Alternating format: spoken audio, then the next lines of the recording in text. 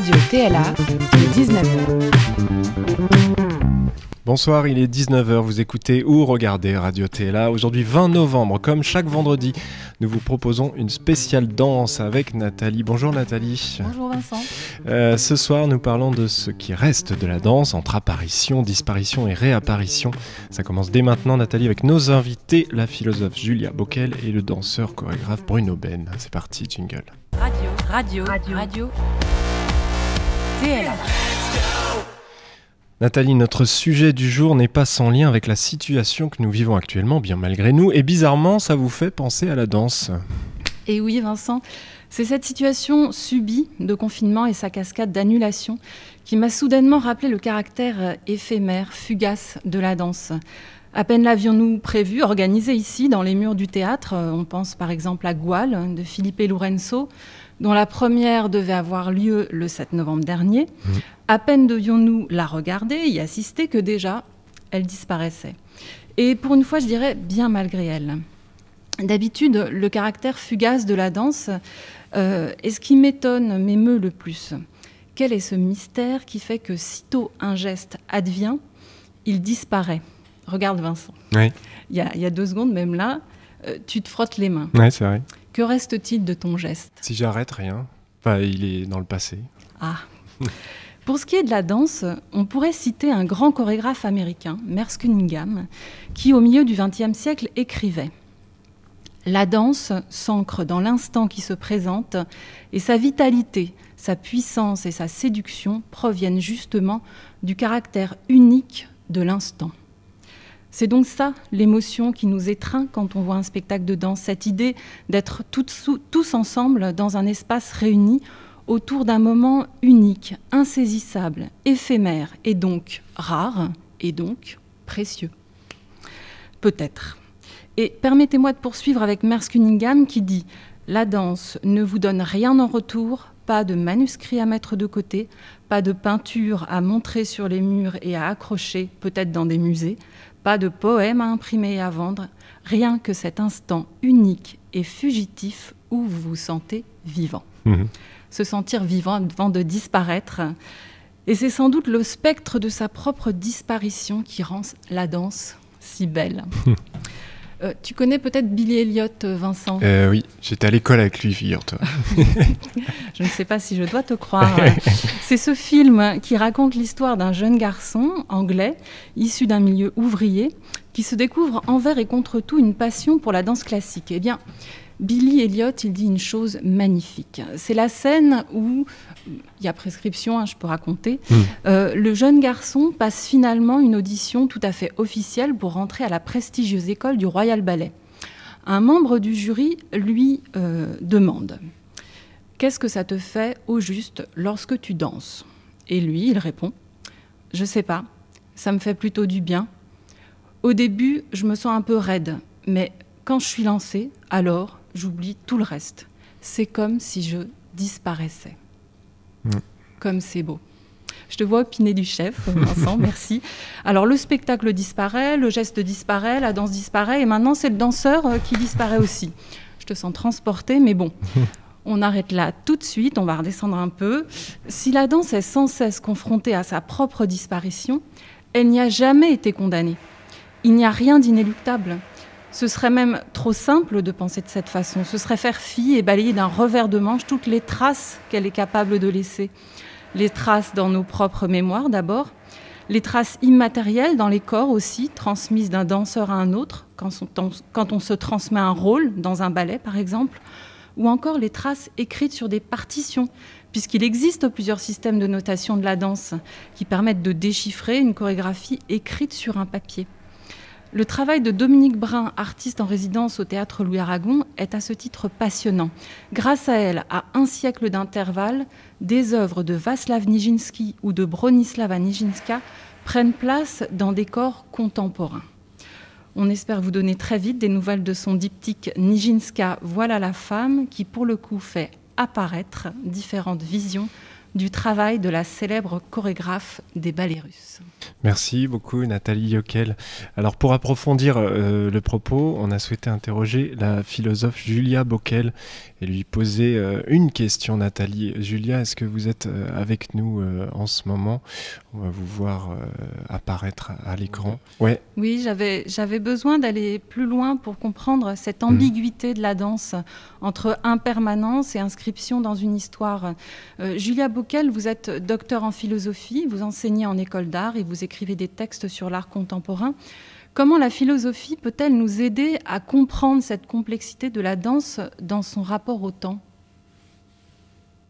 Alors, merci pour la question, merci pour l'invitation à cette émission que je trouve effectivement importante par les temps qui courent, et je trouve que vous avez très bien souligné à la fois l'aspect poétique et beau de la danse comme relation à l'instant et comme saisie poétique de l'éphémère, de la présence qui toujours fuit du passé à l'avenir, et finalement ce présent qui nous échappe perpétuellement, et en même temps le caractère un peu tragique de la situation actuelle qui fait que bien sûr malheureusement les arts vivants sont mis en suspens, il est impossible de se réunir et de travailler ensemble, et on sent bien qu'il manque quelque chose. Et que simplement voir une vidéo de danse sur les réseaux sociaux ou sur Internet par tel ou tel moyen ne suffit pas. Et donc la philosophie s'intéresse à cette question de la nature de l'art chorégraphique ou de l'essence de l'art chorégraphique de bien des façons. Et alors de façon un peu technique parfois lorsqu'il s'agit de s'interroger sur ce qui fait l'identité d'une œuvre chorégraphique. Qu'est-ce qui fait, par exemple, que le Lac des Cygnes, eh bien, le Lac des Cygnes, lorsque je vois Il Lago dei Cygni en Italie ou Swan Lake à Londres en 2018 ou en 2008, etc. Donc, une même œuvre peut exister à différents endroits et à différents moments. Donc, c'est ce qui intéresse le philosophe parce qu'il y a une relation ici entre l'unité et la multiplicité. Donc, une même œuvre, en fait, existe par-delà différentes occurrences physiques sur différentes scènes et qui sont parfois des interprétations variées. Donc, il peut y avoir des différences assez énormes entre telle manière de danser à telle époque et puis la manière peut-être plus physique, plus athlétique pour un danseur d'interpréter aujourd'hui cette chorégraphie. Et bien sûr, le Lac des Cygnes a été un exemple, un cas paradigmatique extrêmement commenté par les philosophes, mais en fait, ce qui vaut pour le Lac des Cygnes, on le sent bien, vaut pour toutes les œuvres chorégraphiques, ou en tout cas la plupart des œuvres chorégraphiques. Donc cette relation, elle peut être pensée par des différents moyens techniques, mais concrètement, pour le chorégraphe, c'est la question de savoir, qui est beaucoup plus concrète là pour le coup, comment assurer la pérennité de son travail. Souvent, un chorégraphe est un auteur au même titre qu'un artiste dans n'importe quelle autre forme d'art, et donc de manière tout à fait légitime, il s'inquiète de la transmission future de son œuvre, de la pérennité de son travail. Et pour cela, il existe différents outils, comme vous l'avez dit, la notation de Bénèche, la notation de Rudolf Laban. Mais dans ce cas-là, il y a un problème d'insuffisance qui est de comment on fait pour passer de l'écrit, effectivement, en 2 dimensions, aux 4 dimensions du mouvement dansé qui se déploie dans l'espace et dans le temps. Donc, on voit bien qu'entre 2 dimensions et 4 dimensions, il y a quelque chose qui risque un petit peu de se perdre, ou en tout cas une grande part d'indétermination. Et donc, peut-être la notation chorégraphique, elle est en un sens insuffisante par rapport à une notation musicale. Il est peut-être moins difficile de noter la musique que de noter la danse. Un autre outil, du coup, qui pourrait pallier à ce problème, à ce manque de saisie de la danse, ce serait le moyen de l'enregistrement filmé, donc de la captation cette fois-ci, non plus de la notation, mais de la captation. Mais là, la captation, elle consiste à enregistrer après coup une occurrence. Donc, elle n'est pas vraiment prescriptive. Elle ne dit pas ce qu'il faut faire. Elle enregistre un ensemble d'éléments qui est les éléments de la représentation, costume, musique, éclairage, etc., telle manière de danser. Mais elle ne suffit pas à déterminer ce qui est essentiel dans ce que l'on voit et qui devra être reproduit, enfin pouvoir être reproduit par la suite. Donc l'enregistrement est aussi un peu limité, et moi je ne sais pas si vous avez cette sensation-là aussi, mais lorsque je vois une œuvre chorégraphique en vidéo, surtout si je l'ai vue en vrai, c'est-à-dire en présence physique des danseurs auparavant, il y a un goût de frustration parce qu'on sent bien qu'il manque toute l'épaisseur des 4 dimensions et la présence des danseurs sur scène. Et du coup, ça c'est vraiment... Si on quitte un petit peu le problème de l'identité des œuvres et donc des arts multiples, là, on en vient vraiment à la question de la danse comme art vivant. Et finalement, ce qui fait peut-être son côté,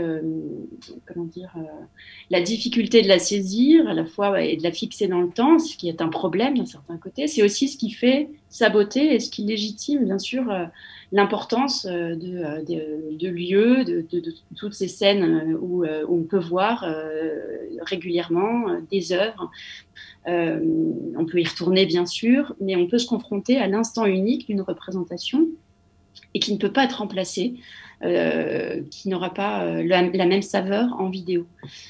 Donc la mémoire de la danse, j'ai envie de dire, elle est un petit peu partout. Elle peut être un petit peu sur des captations des enregistrements vidéo, à la fois dans la notation, dans les systèmes de notation, à la fois dans la mémoire des spectateurs aussi, qui peuvent être vraiment très impressionnés par un solo qu'ils n'oublieront jamais. Mais finalement, elle a... Et ce qu'on peut retenir de tout ça, c'est que le lieu où est la danse, c'est vraiment l'instant présent, en effet, dans le corps physique des danseurs. Et même s'ils peuvent transmettre aussi leur savoir de compagnie à compagnie, etc., il y a vraiment bien l'idée que l'œuvre qu'on a vue un jour à tel endroit, peut-être on ne pourra jamais la revoir tout à fait telle qu'elle et jamais ressentir exactement les mêmes émotions à un autre moment. Voilà, donc finalement, on en arrive à la conclusion qu'il va être important de trouver des manières d'aider les artistes et les gens qui, bien sûr, assurent l'existence et la pérennité vivante du spectacle de danse. Merci beaucoup, Julia Bockel. De rien. Merci à vous. Merci à vous beaucoup pour l'invitation et puis bon courage et bravo pour cette initiative que je trouve bienvenue. Parce que la radio, c'est un autre moyen de faire vivre, bien sûr, les paroles et les réflexions et qui est important de maintenir. On partage ça avec vous. Merci à vous. Merci beaucoup, Julia Bockel. On peut vous lire dans votre dernier ouvrage. Ça s'appelle Danser une philosophie.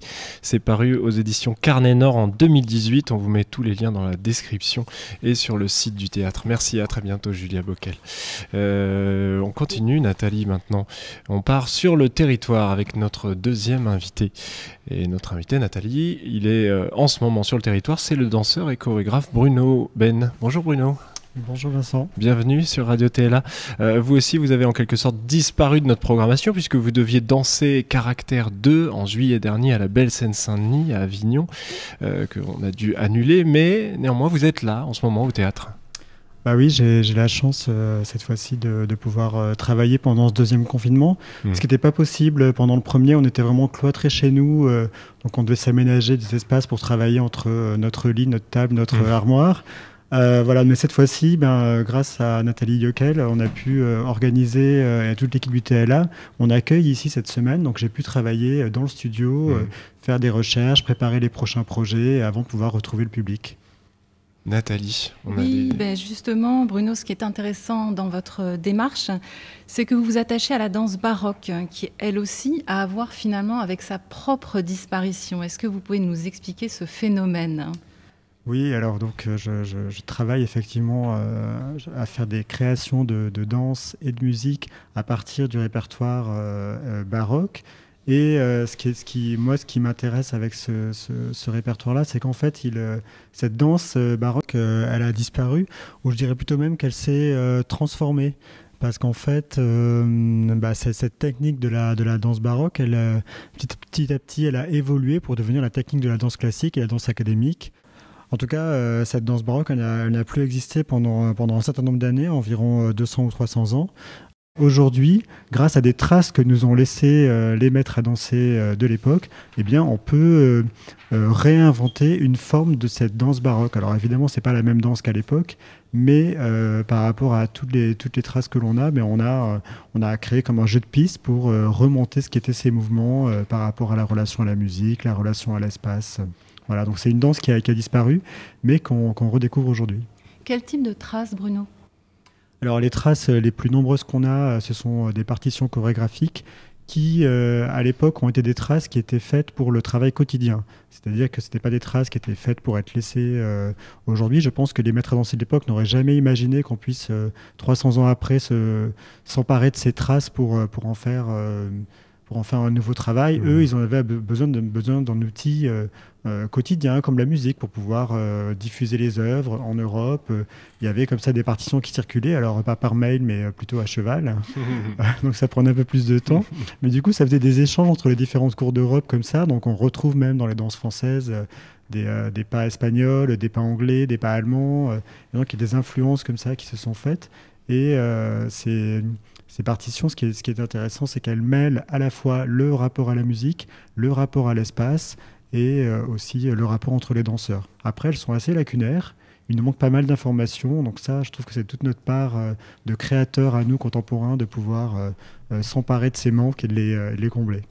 Et ce qui est drôle aussi dans ce passage à travers les siècles, c'est que la dénomination de cette danse aussi a changé en fait au XXe siècle. Quand on l'a redécouverte, on a redécouvert la belle danse, mais on l'a appelée la danse baroque. Oui, ben ça c'est une question d'histoire, c'est-à-dire qu'à l'époque, ils étaient dans le présent, ils étaient contemporains. Tout le travail qu'ils faisaient, c'était un travail... il ne se posait pas la question du futur forcément. Le mot baroque, je pense que c'est un mot qu'on a mis nous après sur cette période de l'histoire, effectivement. Voilà. Et alors sur la question... Mais à l'époque, ils faisaient de la danse, c'était la danse pour eux. C'était la seule C'était danse. la danse comme une danse quotidienne, quoi. Voilà. Pratiquée quotidiennement d'ailleurs. Et qui servait aux gentilshommes aussi à bien se tenir. Alors ça servait non seulement à apprendre les bonnes manières, à participer au bal, ça servait aussi à former le corps, à former l'esprit, et à permettre aussi aux armées qui partaient en croisade de garder la forme. C'est-à-dire qu'ils avaient les maîtres à danser avec eux dans les armées pour continuer à rester en forme, parce qu'à l'époque, il y avait des combats qui se faisaient de main à main, donc il fallait aussi avoir de l'équilibre. Il y avait l'escrime aussi, dans lequel on retrouve des positions de danse. Donc oui, la danse était vraiment à beaucoup d'endroits. Et au bal, bien sûr, et sur scène. Et alors pour terminer, peut-être vous pouvez nous expliquer un petit peu où vous en êtes, vous, dans votre parcours de chorégraphe et d'auteur avec cette danse. Qu'est-ce que vous y puisez et qu'est-ce que vous créez ? Ce que je m'attache à faire, c'est en fait à analyser et à vraiment comprendre les concepts et les fondations de cette danse et m'en servir aujourd'hui, tant dans la relation à l'espace et dans la relation avec aussi la musique, de me dire aujourd'hui, voilà, qu'est-ce que moi aujourd'hui en tant que créateur, je peux inventer à partir de ces codes et de ces concepts. Donc ça passe à la fois par la danse et à la fois par des rencontres aussi avec un compositeur avec qui je travaille et qui du coup lui aussi s'inspire de cette musique-là pour créer des nouvelles pièces musicales. Donc là, on cherche ensemble à réinventer vraiment ce monde baroque, mais aujourd'hui à notre époque. Ouais. Donc on vous a vu dans Caractère, donc un solo. Vous travaillez à une prochaine pièce pour 10 interprètes, puisque la question de la transmission, on a évoqué cette chose avec Julia Bockel aussi, la transmission est très importante pour... Oui, je pense qu'il y a une chose que Julia n'a pas mentionnée dans la transmission, c'est bien sûr le corps du danseur, c'est-à-dire que moi, en tant que danseur, je me sens du patrimoine vivant. Et la transmission, elle se passe aussi à travers mon corps et à travers moi, comment je vais transmettre à mes congénères, plus âgés, plus jeunes, ça dépend, voilà, mais à qui je vais transmettre mon savoir et mes connaissances, avec qui je vais partager ces connaissances. Merci beaucoup Bruno. Merci beaucoup, merci. Bruno Ben. On peut suivre votre actualité sur le site de votre compagnie beauchamp.fr. On vous met les liens dans la description et sur les réseaux sociaux également. Sur vos réseaux sociaux, la compagnie Beauchamp. On part maintenant chez Catherine. Tout à l'heure, Julia Bockel nous parlait de la danse et la mémoire qui se retrouve chez le spectateur. Elle nous parlait d'un solo qu'ils n'oublieront jamais, ces spectateurs. Et c'est ce dont nous parle maintenant Catherine, une fidèle spectatrice du TLA. Elle a vu la géographie du danger d'Abid Ben Mahi au Théâtre l'Aragon. C'était le 6 février 2010. Elle s'en souvient encore, écoutez. Alors, je voulais vous parler d'un spectacle que j'ai vu au TLA en 2010. Il y a déjà donc pas mal d'années. Et ce spectacle m'avait bouleversée. C'était un spectacle d'Hamid Benmaï qui s'appelle La géographie du danger, qui, à mon sens, est toujours d'actualité puisqu'il traite de la situation des migrants, d'un migrant en particulier, puisque là, c'est un solo d'Hamid Benmaï qui, par sa performance hip-hop, mais pas que, puisqu'il est quand même influencé par la danse contemporaine, arrive vraiment à nous faire partager ses émotions, et même, je dirais, plus que ça, parce que moi, qui ne connaissais pas, c'était son interprétation était très poignante et m'a vraiment fait vivre de l'intérieur, de son intérieur à lui, d'Hamid Benmaï.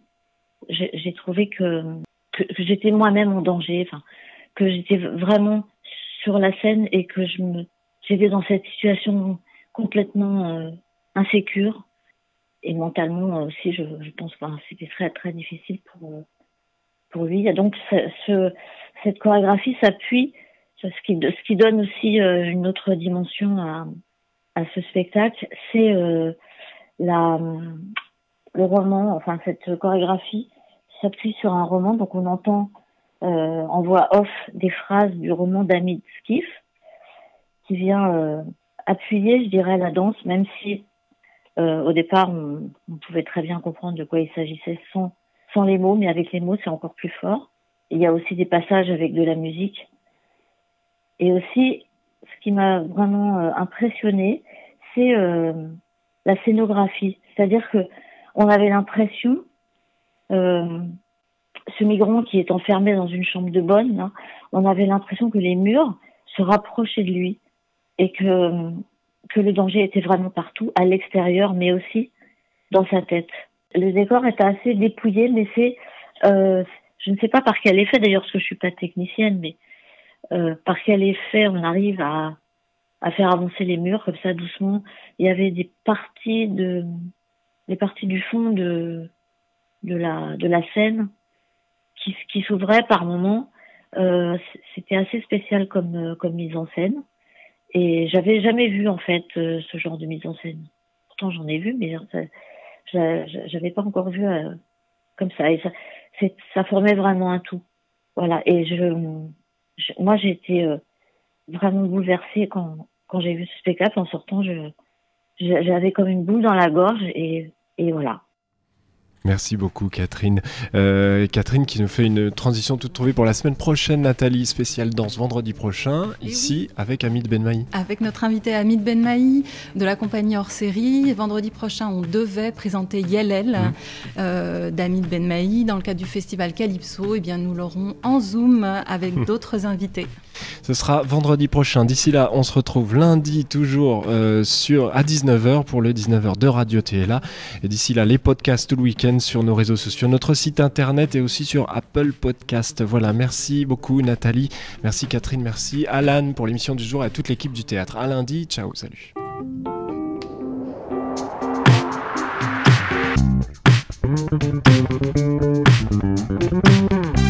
Radio TLA, le 19h.